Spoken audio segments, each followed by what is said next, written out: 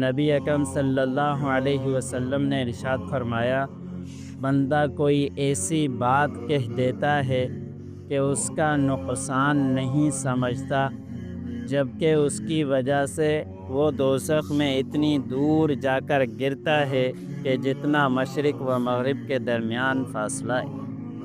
حضرت ابو ہریرہ رضی اللہ تعالی عنہ بیان فرماتے ہیں کہ نبی اکرم صلی اللہ علیہ وسلم نے ارشاد فرمایا، جس شخص نے روزے کی حالت میں جھوٹ بولنا اور اس پر عمل کرنا ترک نہ کیا تو اللہ تعالیٰ کو اس کے کھانا پینا چھوڑ دینے کی کوئی ضرورت نہیں۔